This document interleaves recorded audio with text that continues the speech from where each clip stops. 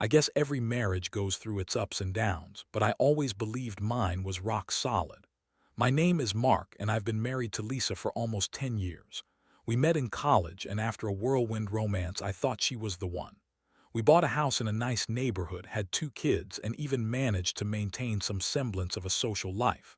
But lately, things started to feel off, like a ticking time bomb that nobody could see but me. At first, it was the small things. Lisa began working late more often, claiming that her job at the marketing firm was more demanding than ever.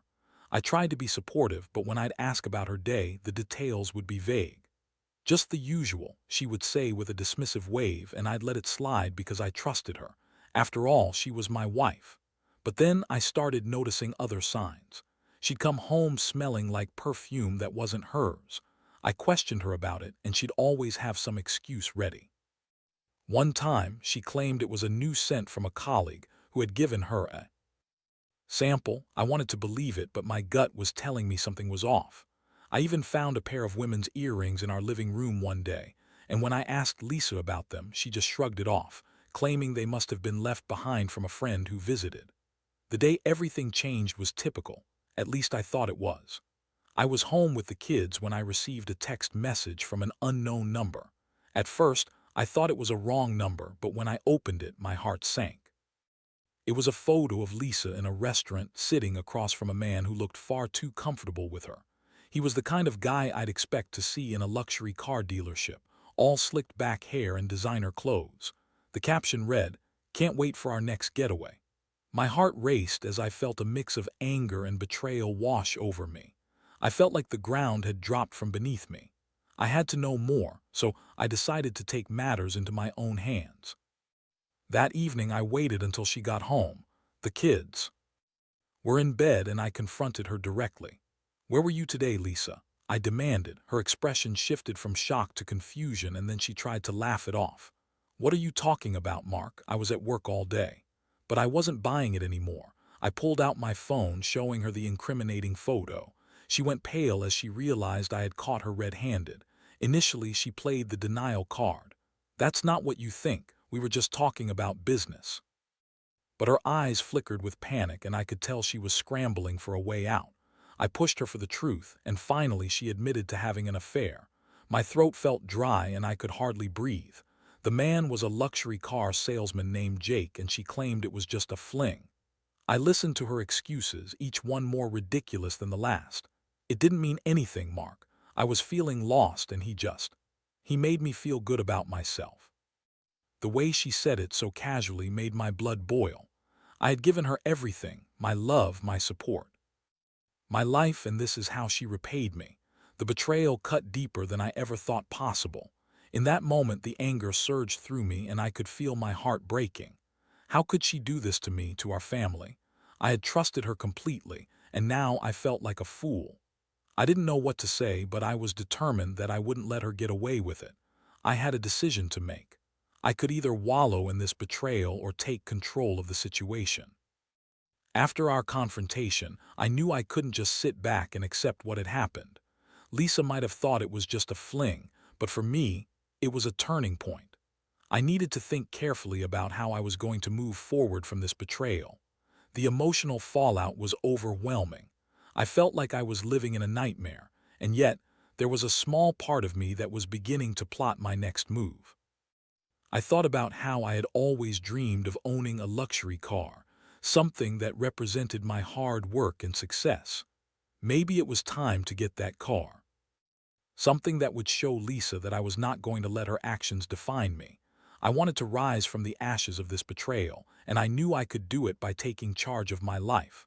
Little did I know, this was only the beginning of a much larger plan, a plan for revenge that would change everything. After that confrontation with Lisa, I was left in a whirlwind of emotions. The anger simmered, but it was mixed with a sense of determination. I couldn't let this betrayal define me. I had spent too many years building a life, a family, and a sense of self-worth to let her actions destroy me. The idea of revenge began to form in my mind, and it was intoxicating. Now I needed a plan. I had always dreamed of owning a high-end car. You know, the kind that turns heads and makes a statement. For years, I had pushed that dream aside, convincing myself it wasn't practical with kids and a mortgage. But now, fueled by the flames of betrayal, I felt it was time to treat myself. I wanted something that was mine, something that would bolster my confidence in. Show Lisa that I wouldn't be a doormat. I began researching luxury cars.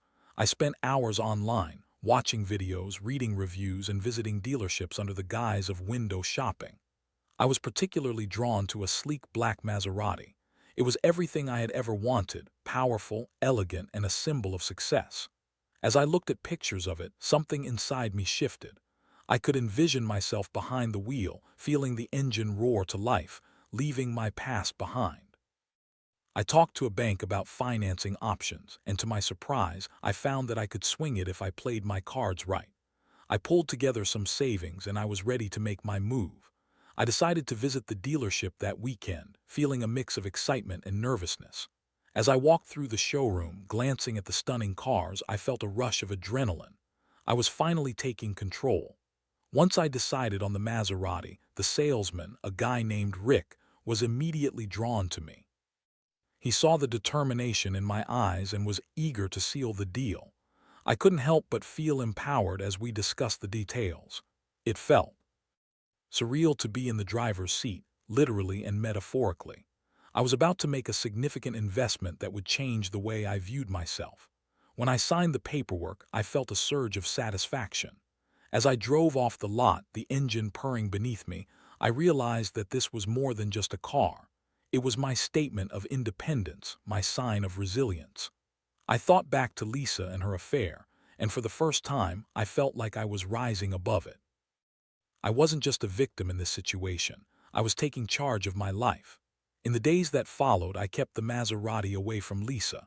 I didn't want her to have any part in this new chapter of my life. I would leave early for work, taking the long way to avoid running into her. I spent time tweaking and washing the car, investing in it like it was my own little sanctuary. Each time I slid behind the wheel, I felt the weight of her betrayal lift, replaced by my newfound sense of freedom. But I had more in mind than just enjoying my new car. I started thinking about how I could turn the tables on Lisa. My plan was to let her see the extravagant lifestyle that she had missed out on by choosing to betray me. I wanted her to realize what she had thrown away, and more importantly, what she could have had if she hadn't made such a monumental mistake. I began to devise a strategy to showcase my new life without her. I arranged to meet up with some friends from college, guys I hadn't seen in years but who had always admired my dedication to my family. I invited them out for a night on the town, offering to drive. We hit up some of the hottest spots in the city, and I made sure to post pictures on social media. I wanted Lisa to see that I was moving on and that the world was still open to me, even after her betrayal. Every time I posted a photo of the car or me out with friends, I saw Lisa viewing my posts. I could feel her jealousy emanating through the screen. It was exhilarating. She had made a choice, and now I was making mine. I wanted her to know that I was thriving without her and that I would not be the pathetic husband she had betrayed. But along with the excitement of my new lifestyle came a twinge of sadness. I missed the connection we once had, and I couldn't help but reflect on what had led us to this point. I thought about our kids, about how this would affect them, and that weighed heavily on my heart. I had to remind myself that this was about self-preservation. I needed to reclaim my identity, and if Lisa couldn't respect that, then there was no way I could continue in a relationship built on lies. As I continued to post and share my new life, I noticed Lisa becoming more desperate to reach out. She started texting me about mundane things, trying to get a response. "Hey, the kids need shoes," or "Can we talk about dinner plans?" But I ignored her messages. I was determined to keep my distance, solidifying the boundaries I needed.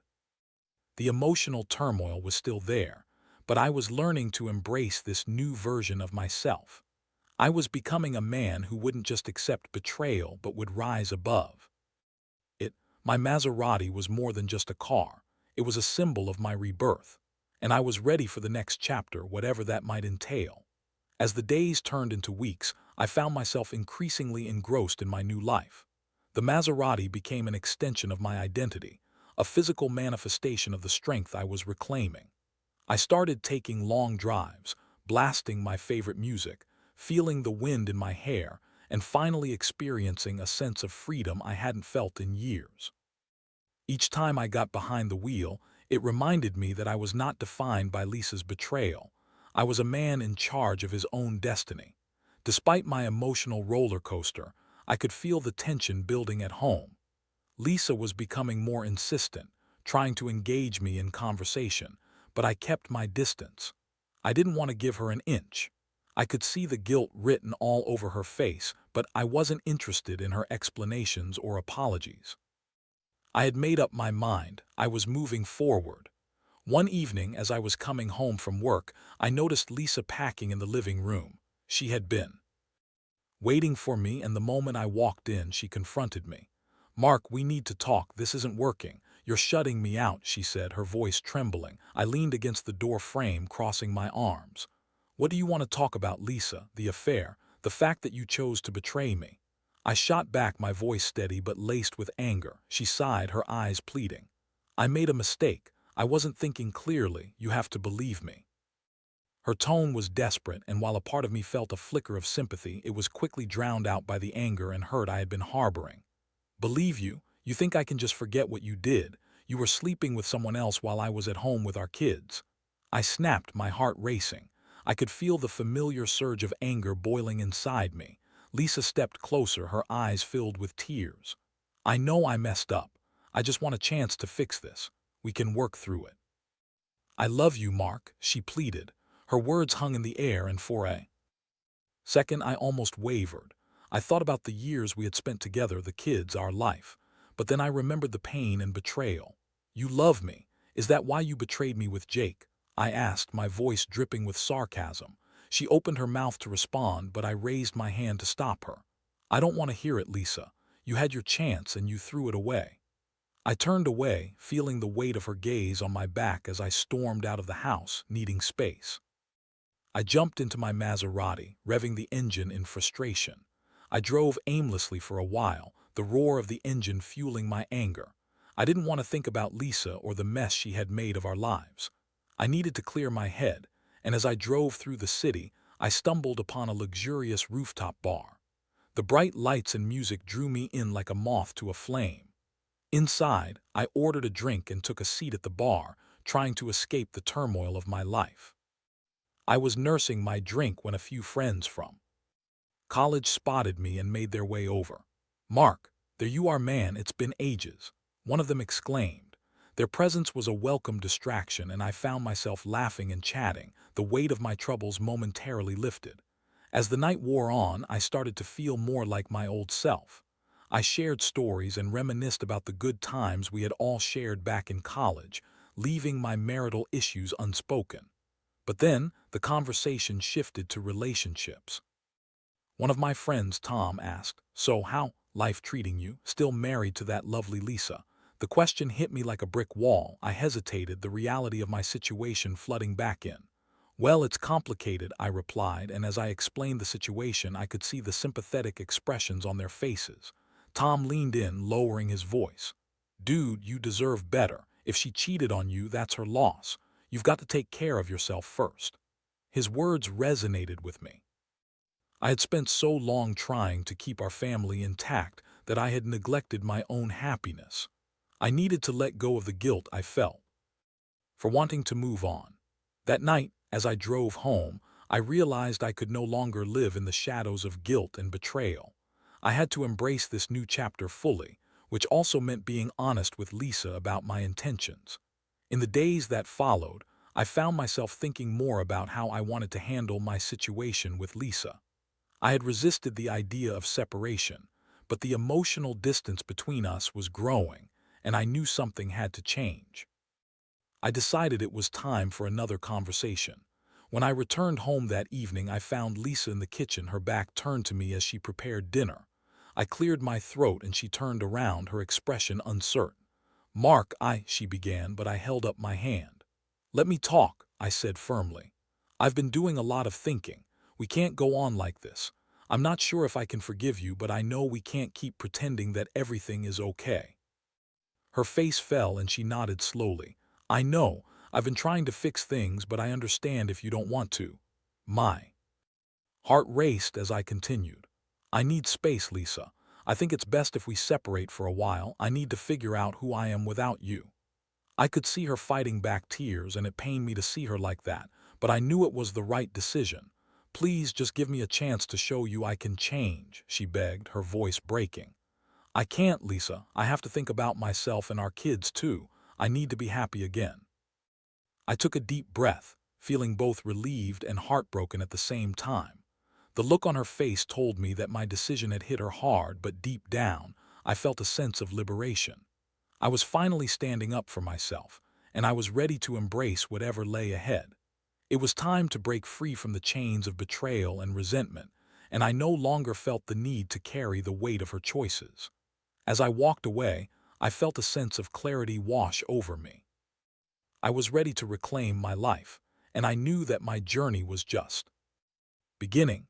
After I told Lisa I wanted to separate, life took on a new rhythm. The emotional upheaval of the last few weeks was still fresh, but I felt a sense of freedom that had been absent for far too long. I was finally prioritizing myself. As days passed, I started to embrace my new life as a single man.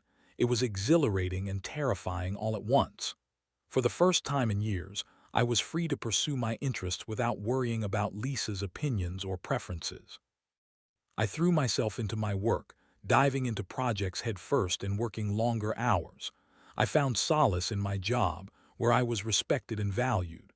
The sense of achievement and productivity helped to offset the emotional turmoil I was still navigating. While I was focused on myself, I made sure to keep things as amicable as possible with Lisa. I wanted to co-parent effectively, especially for the kids' sake. We started a new routine where I would take the kids on weekends, and during the week, we would communicate only about their needs. At first, it felt strange to have that distance, but I soon found comfort in it. I also began hanging out with my friends more often. They were a great support system, reminding me that I was not alone in this journey. One Saturday night, I joined Tom and a few others for a barbecue at his place. As the sun set and the laughter filled the air, I found myself feeling lighter. They encouraged me to date again, and while I was hesitant, I couldn't completely push the idea aside. One evening, I decided to pop by a local car meet with my Maserati. It was a gathering filled with enthusiasts, showcasing their prized possessions. As I parked, heads turned and I felt a rush of pride. The car wasn't just a symbol of revenge. It was also a reminder of what I had achieved in this new chapter of my life. As I mingled with fellow car lovers, I struck up a conversation with a woman named Sarah. She had a passion for cars that matched my own, and we quickly bonded over our favorite models. We laughed and swapped stories late into the night. It felt incredible to connect with someone who shared my interests, and for the first time in a long while, I felt a spark of something that resembled hope. Over the next few weeks, I saw Sarah a few more times at various car events, and each time the connection deepened. She was smart, funny, and understanding of my situation. I found myself opening up about my life, about Lisa, and the affair that had shattered my world. Instead of pity, I received compassion and support, something I had been missing. But as good as it felt to be moving on, there were still moments when the heaviness of my past crept in. One day, as I was driving home, I spotted Lisa out with Jake, the car salesman she had cheated on me with. They were laughing and seemingly enjoying each other's company at a cafe. My stomach twisted as the anger and betrayal resurfaced. I had been doing so well, and now this. That night, I barely slept. I tossed and turned, the image of them together replaying in my mind. I tried to rationalize it. She was free to do what she wanted, just as I was. But seeing them together felt like a raw wound being ripped open. I knew I couldn't let her actions dictate my happiness anymore. I had to stay focused on what lay ahead instead of what was behind. The following day, I decided to take a drive in my Maserati to clear my head. I drove to a scenic overlook where I could see the city skyline. As I sat there, watching the sunset, something clicked in my mind. I realized that I had been so consumed by anger and revenge that I had neglected to fully embrace the idea of moving forward. Lisa had made her choices, and I was not responsible for the consequences of those choices. As I took a deep breath, I began to feel lighter. I didn't need to focus on what she was doing with Jake. My journey was about my own happiness and growth, not about getting back at her. I had my own life to live, and I intended to make the most of it. After that night, I reached out to Sarah and we began dating casually. It was a refreshing change, and she never pressured me for anything serious. It felt good to have someone who enjoyed my company without the baggage of past betrayals. I was learning to laugh again, to enjoy life and to be present for my kids in a new way. One afternoon, while I was out with the kids at a local park, I ran into Lisa. She had the kids with her and my heart raced at the sight of her. She approached me, her expression a mix of tentative and hopeful. "Hey, Mark, the kids wanted to see you. I thought we could all have lunch together," she said, her voice soft. I felt a pang of uncertainty but nodded. "Sure, let's get some food." As we sat down, I noticed how she seemed different, more vulnerable perhaps. We talked about the kids, their activities, and the changes in our lives. It felt strangely comfortable, but I remained aware of the boundaries I had established. As we finished lunch, Lisa hesitated before speaking again. "I've been thinking about us, Mark. I know I messed up, and I'm really trying to work on myself. I don't expect things to go back to normal, but I hope we can at least be friends." Her words caught me off guard.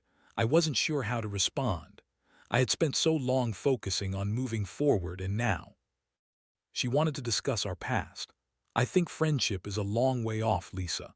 I need time to heal," I replied cautiously. She nodded, her eyes downcast.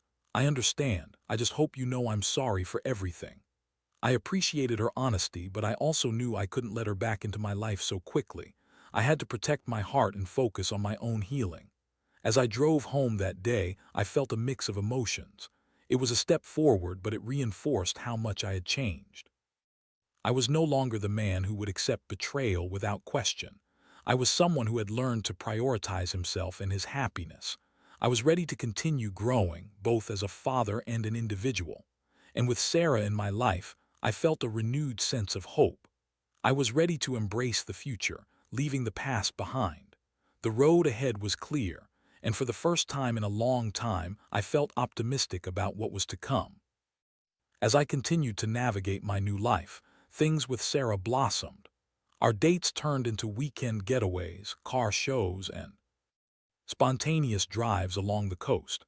I found joy in the simple moments, sharing a laugh over dinner, feeling the excitement of the road beneath our tires, and discussing everything from cars to life philosophies. Sarah had become a breath of fresh air, and I reveled in the fact that I could truly enjoy myself again. But as things were improving, a part of me still felt tethered to the past. I had been so focused on my own healing that I hadn't fully addressed the fallout from my relationship with Lisa. I had set up boundaries, but there was still an emotional weight I needed to confront. One evening, after a particularly fun day out with Sarah, I found myself driving home in my Maserati, reminiscing about the good times we had shared. Suddenly, my phone buzzed with a text from Lisa. It simply read, "Can we talk? I've been wanting to discuss things with you." My heart sank. I had worked so hard to move on, and now she wanted to reopen those wounds. I hesitated, but ultimately decided that it was time to address the lingering issues. I owed it to myself, and to the kids, to find some closure. I replied, agreeing to meet her the next evening. When the time came, I found myself sitting at a coffee shop, anxiously waiting for her to arrive. I was surprised at how nervous I felt. I had spent so much time establishing my independence, yet here I was, still affected by her presence. When she walked in, I could see that she had been crying. "Hey," I greeted her, trying to maintain a neutral tone. "Hey," she replied quietly, taking a seat across from me. There was a moment of silence as we both gathered our thoughts. I could feel the tension in the air, thick like fog. "I just wanted to say that I've been doing a lot of thinking since we separated," Lisa began, her voice shaking slightly. "I know I hurt you deeply, and I'm truly sorry for that. I've been going to therapy to work on my issues. I want to be a better person for myself, for you, and for the kids." Her sincerity was evident, and a part of me wanted to believe her. I appreciate you saying that, Lisa, but it doesn't change what happened, I replied cautiously. Trust has been broken, and it's not something that can be fixed overnight. I know, she said, her eyes welling up with tears. I don't expect you to forgive me right away, but I want to be there for the kids and I hope we can co-parent effectively. I miss our family. I miss us. It was hard to hear her express those feelings. I had spent so much time burying my emotions and focusing on my own healing that I hadn't truly allowed myself to feel the depth of what we had lost. I miss the family we had too, Lisa, but we can't go back to the way things were. That's not possible. She nodded, biting her lip as she tried to hold back her tears. I know. I just want you to know that I'm committed to working on myself. I want to be a better mother and a better person. I felt a wave of conflicting emotions crash over me. Part of me wanted to comfort her, to tell her that everything would be okay. But another part reminded me of everything I had been through. I hope you do get better. For the kids' sake, but I can't be part of that journey right now. I need to focus on myself and my life. Lisa looked down, and for a moment the weight of regret hung heavily between us. I understand, she whispered. I just hope that one day you can forgive me. I can't promise that right now, Lisa. I need time, I replied, a lump forming in my throat. But I hope you find the happiness you're searching for. After that conversation, I felt a sense of relief wash over me. It was the closure I had been seeking, a chance to acknowledge the pain without letting it consume me. I was freeing myself from the emotional burden, and it felt empowering. In the days that followed, I continued to focus on my relationship with Sarah. Our connection deepened, and she became an integral part of my life. We shared dreams and plans for the future, and I found myself falling for her in a way I hadn't expected. She brought out a side of me that had been dormant for far too long, and for the first time, I felt hopeful about love. Again, but as I opened my heart to Sarah, I also made sure to keep my guard up. I had learned the hard way that trust takes time to build. I wanted to savor every moment with her while remaining grounded in my newfound self-awareness. One weekend, Sarah and I took a trip to the coast, driving along winding roads with breathtaking views. The sun glinted off the ocean, and as we pulled into a scenic overlook, I turned to her, feeling the warmth of her smile. I'm really glad we did this, I said genuinely. Me too, she replied, her eyes sparkling. It's nice to escape and just be ourselves. As we sat on the hood of the Maserati, watching the waves crash against the shore, I couldn't help but reflect on the journey that had brought me to this moment. The pain of betrayal had opened the door to a new chapter, one filled with growth, self-discovery, and unexpected joy. In that moment, I realized I was no longer the man who would sit back and accept the status quo. I was a man who had faced adversity and emerged stronger. I was living life on my terms, and it felt exhilarating. As I leaned in to kiss Sarah, I felt a sense of hope for the future. My life was still a work in progress, but I was ready to embrace whatever came next, without the shackles of my past holding me back. I was ready to love again, to allow myself to be vulnerable, and to create new memories that would overshadow the pain. The road ahead was bright, and I was eager to see where it would lead. As the weeks rolled on, my life continued to blossom in unexpected ways. The summer faded into fall, and with it came a renewed sense of purpose.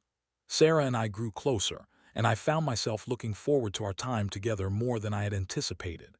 Each date, each laugh, and each shared moment felt like a brick laid in the foundation of something beautiful. But the past wasn't entirely behind me. I still had to navigate my relationship with Lisa, especially when it came to co-parenting. There were days when I felt the old wounds reopening, especially when discussions about the kids arose. During one of our co-parenting meetings, Lisa expressed her desire to be more involved. I want to be present for everything, she said, her voice steady yet vulnerable. I want to make sure the kids know I'm here for them. I nodded, feeling the weight of her words. That's good to hear, Lisa. They need you, and it's important that we work together for their sake. But even as we discussed our kids, I felt an undercurrent of tension. I was proud of how far I had come, yet I knew that my healing was still a journey. I was learning to coexist with the shadows of our past, but I also understood that I couldn't let it define my present or future. One evening, as I put the kids to bed, I caught myself staring out the window, reflecting on how everything had changed.